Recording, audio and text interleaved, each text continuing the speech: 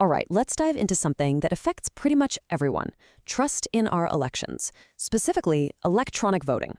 We've all heard the concerns, but what if there was a way to design a system where cheating was quite literally mathematically impossible?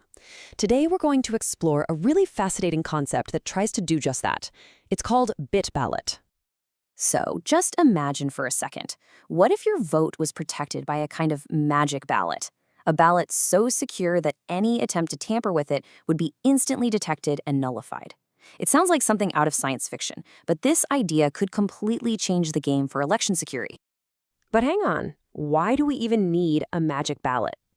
Well, the simple truth is, a lot of people just don't trust electronic voting. And you can't really blame them. We love the idea of convenience, sure, but there's always that nagging fear about what might be happening behind the screen, hidden from view. Think about it. Most e-voting systems today put a huge amount of power in the hands of a single central authority. That creates a massive single point of failure. If that one system gets compromised, the whole election is at risk. And the worst part? The entire process is basically a black box. There's no real way for you or me or anyone in the public to independently verify that the count is accurate. So Ballot's solution isn't just a software patch or a better firewall. It's a completely different philosophy. And it's built on a principle that's fundamental to democracy itself, the separation of powers. This is the absolute core of the whole design. And here's what that looks like in practice. In a traditional system, you have one entity controlling the whole shebang: who gets to vote, the voting process, and counting the results. But in the Ballot system, those jobs are radically split apart. One group handles election management, verifying that you're a registered voter. But a totally separate, independent process handles the vote tallying. By dividing that power, you design the risk of fraud out of the system from the very beginning. This brings us to a really important role called the aggregator. Now, that sounds like a powerful position, right?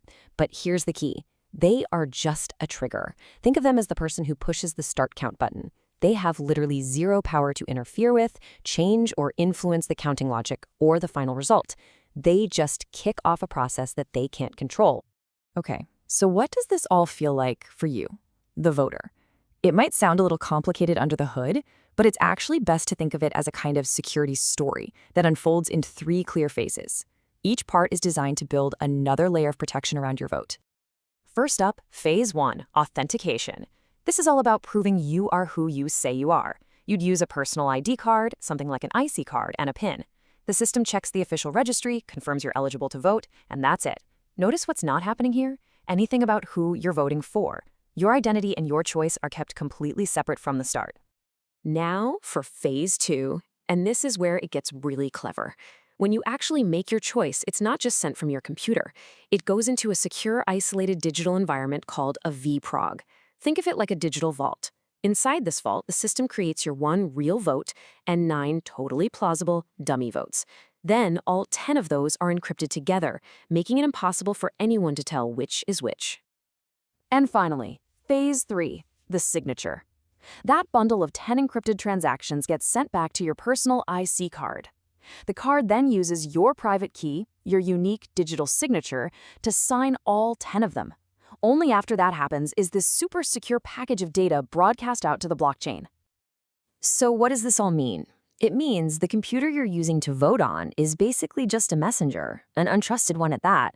All the really critical stuff, making your choice, encrypting it, signing it, it all happens inside those trusted zones, that vProgs vault and your personal IC card. Even if your PC is riddled with malware, it can't touch the actual vote. This entire process culminates in the system's most incredible feature. It's something that goes beyond just being secure and offers an absolute guarantee. This is the magic ballot we talked about at the beginning. And the guarantee is this simple but profound. What you see on your screen is exactly what gets recorded, period. This is designed to completely eliminate those scary attacks where a virus could secretly switch your vote after you've already hit confirm.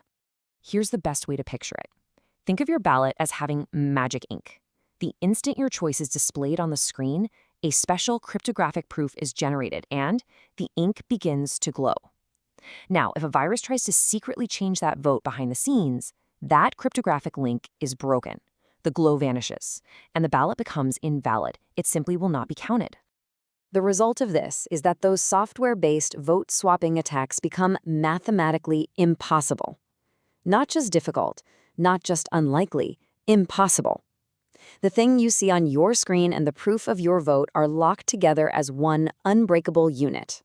So, a super secure voting process, a magic ballot guarantee, what does that actually get us in the real world?